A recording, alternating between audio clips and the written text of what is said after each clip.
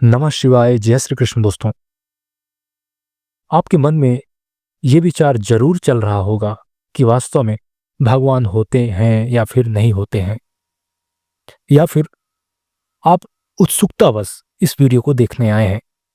यदि आपके मन में यह विचार है कि वास्तव में भगवान हैं या फिर नहीं है, आप बिल्कुल संशय भरी नजरों से देखते हैं, तो यह वीडियो आपके इस संशय को बिल्कुल खत्म कर देगा और पूरी स्पष्टता ला देगा। इसलिए वीडियो के अंत तक आप सभी जरूर बने रहें। मित्रों, जब हम ईश्वर की भक्ति करते हैं, ईश्वर का नाम जप करते हैं, हम आस्तिक कहलाते हैं। और जब हम ईश्वर पर विश्वास नहीं करते, तब हम नास्तिक कहलाते हैं। ईश्वर के प्रति हमारा विश्वास ही भक्ति और नाम जप को निरंतर जारी रखता है। जो ईश्वर को नहीं मानते हैं, वे श्रद्धालुओं पर स्पष्ट टिप्पणी करते हैं। उनका स्पष्ट तर्क यही है कि जिस विश्वास से नाम जप और भक्ति किया जा रहा है, वही विश्वास एक कल्पना है, और यह कल्पना मैं भी कर सकता हूँ। निरंतर कल्पना करके सच्चाई को भूलकर विश्वास को स्थिर कर सकता हूँ। फिर सच्चाई कभी विचार में प्रकट ही नहीं होगी। सिर्फ कल्पना से बने विश्वास पर नाम जप और भक्ति करते हुए जीवन व्यतीत करूंगा। जीवन में जो कुछ संयोग बस घटित होगा, उसे मैं नाम जप और भक्ति का ही प्रसाद समझूंगा। यह सब प्राकृतिक घटनाओं से संयोगवश घटित होने वाली जीवन की घटनाएं हैं, जिसे मैं अपने कपोल कल्पनाओं और विश्वास में समेट लेता हूं और कहता हूं सब ईश्वर की कृपा से हो रहा है। यह सरासर अंधविश्वास है, और इसी से सांप्रदायिक हिंसा, जात पात, छुआछूत प्रकट होता है, जो मानवता के लिए हानिकारक तत्व है। कपोल कल्पनाओं और अंधविश्वास को छोड़ना ही मानवता का सच्चा धर्म है। यह मंतव्य उन लोगों का है जो ईश्वर पर विश्वास नहीं रखते। किंतु अब मैं आपके संशय को स्पष्ट कर देने वाली बात कहूंगा। दोस्तों, यह विचारधारा नास्तिक व्यक्तियों की अपने प्राकृतिक गुण स्वभाव से है, और हर व्यक्ति अपने गुण स्वभाव से प्रेरित होकर विचार व्यक्त करता है और अपना कर्म, स्वभाव और विश्वास का निर्माण करता है। यदि इन गुणों को लेकर सूक्ष्म विचार से मंथन किया जाए, तो वास्तव में किसी को किसी पर क्रोध उत्पन्न करने का सवाल ही नहीं उठता, चाहे भले कोई कितना आहत क्यों न पहुंचाया हो।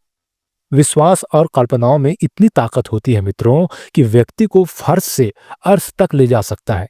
किंतु जरूरी यह है कि वह विश्वास और कल्पना किस स्तर का है। क्या वह सांसारिक है या फिर आध्यात्मिक?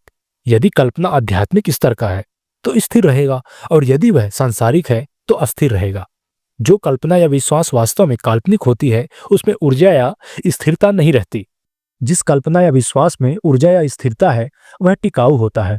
संसार में जिस जिस वस्तु, पदार्थ या व्यक्तियों पर विश्वास करके आगे बढ़ा जाता है, अंत में उस विश्वास का फल ऊर्जा विहीन होता है। अर्थात क्षण भर या फिर कुछ दिनों के लिए ऊर्जावान लगता है, किंतु अंततः हमारी ऊर्जा को खत्म करके ऊर्जा विहीन कर देता है। प्राकृतिक जन विश्वास या फिर कल्पना का सिर्फ यही परिणाम है। यही प्राकृतिक घटनाओं का मुख्य आधार है। जिस विश्वास से ऊर्जा, स्थिरता, शांति, समभाव उत्पन्न हो रहा हो, वह प्राकृतिक नहीं हो सकती, क्योंकि प्रकृति का यह मूल गुण नहीं है। जिनकी कल्पनाएं और विश्वास वास्तव में कपोल या फिर प्राकृतिक होती हैं, वह आगे चलकर स्थिर नहीं रहती। वह कुछ क्षणों में या फिर कुछ ही दिनों में व्यक्ति को उस भाव में जीने की शक्ति नहीं दे पाती।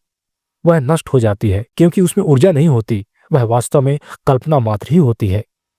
यदि जिन्हें अभी भी यह लगता है कि यह सभी प्राकृतिक घटनाएं हैं, तो वे स्वयं किसी पत्थर को घर में स्थापित करके सिर्फ इसलिए पूजा करें कि वास्तव में परमात्मा सिर्फ कपोल कल्पना और विश्वास है।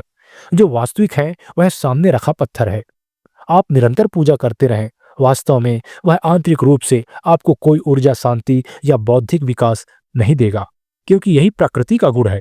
किंतु जो कल्पना वास्तव में देखने में कल्पना लगती है किंतु होती नहीं है, वह ऊर्जा और स्थिरता देती है। यह आपके पूरे जीवन शैली को बदल देती है। मित्र शत्रु को एक समान मानने की प्रेरणा देती है। मन में गर्व और अपमान में उद्वेग ना करने की प्रेरणा देती है। लाभ हानि में एक समान रहने की प्रेरणा देती है। जय पराजय में एक समान रहकर विचलित ना होने की प्रेरणा देती है। कर्म को सिर्फ फर्ज के लिए बिना फल की इच्छा से करने की प्रेरणा देती है। स्वयं मन, बुद्धि और शरीर ना होकर आत्मरूप होने की प्रेरणा देती है। यदि विश्वास कपोल कल्पना होती, तो यह सब गुण उत्पन्न कभी नहीं होते, क्योंकि कल्पनाएं सिर्फ प्रकृति होती हैं। इनमें कोई चेतना शक्ति नहीं होती। यह सिर्फ ऊर्जा, वस्तु, पदार्थ को बनाते और बिगाड़ते हैं। अग्नि, जल, वायु, आकाश और पृथ्वी, यह सभी वैज्ञानिक दृष्टि से ऊर्जा तत्व, गैस और स्पेस हैं। इनमें कभी स्थिरता नहीं होती, यह एक दूसरे को नष्ट और उत्पन्न करते हैं। तो इनसे बने कल्पनाओं का आधार भी अस्थिर होगा। जिस कल्पना में स्थिरता आ रही है वह इन 5 तत्वों से अलग चेतना है। कपोल कल्पनाओं और अंधविश्वास पर रत्ती भर भी ताकत नहीं है कि आपको सभी परिस्थितियों में समता और शून्यता दिला दे, बल्कि अस्तित्व की लड़ाई में खुद को जल रही अग्नि में जरूर डाल देगा, क्योंकि प्रकृति का मूल गुण ही है खुद के अस्तित्व को अहंकार से बनाए रखना। इन सभी गुणों से अलग कोई ऊर्जा जिस विश्वास के साथ है वह विश्वास कल्पना नहीं होता, वह होता है परमात्मा का अनुभव। फिर भी इन्हें आप प्राकृतिक घटनाएं ही समझते हैं तो आप अधूरे पुस्तक और ज्ञान पर जी रहे हैं। व्यक्ति को हर समस्या का समाधान पुस्तकों बस से नहीं ढूंढना चाहिए, अपने अनुभव से भी ढूंढना चाहिए। इतनी आलस्यता नहीं करनी चाहिए। किसी चीज को गलत कहने से पहले अपने मेहनत से उस प्रयोग को करके अनुभव के आधार पर प्रमाण पत्र देना चाहिए। पुस्तक लिखने वाला आलसी नहीं होता, उसने अपने स्वयं के प्रयोग से जो पाया है उसे दिखाया है। आप भी मेहनती हैं, अपने कर्मठता से भी सही गलत का अनुभव कर सकते हैं और उचित लगे तो लोगों को दिखा भी सकते हैं। एक प्रयोग करें, घर में एक छोटा सा लकड़ी का टुकड़ा रखें, 3 वर्ष तक बिना विश्वास के उसकी पूजा करें। मन में सिर्फ यही विचार रहे, परमात्मा नहीं होते, ना ही उनका अस्तित्व है। जिसका अस्तित्व है वह वास्तव में लकड़ी है और वह सामने है। लकड़ी के सामने आसन में बैठें और अपने मन में समता भाव उत्पन्न करने की आग्रह करें। लकड़ी लकड़ी लकड़ी लकड़ी, ऐसा ही नाम जप करते रहें। सुबह 3 घंटे, दोपहर 2 घंटे और शाम 3 घंटे। किंतु यह पूर्ण विश्वास रहे कि कोई परमात्मा इस संसार में नहीं है तो सिर्फ सामने रखा लकड़ी। 3 वर्ष बाद आपके जीवन में जो भी परिवर्तन होगा उसी आधार पर अपने अनुभव को आप नोट कर लेंगे।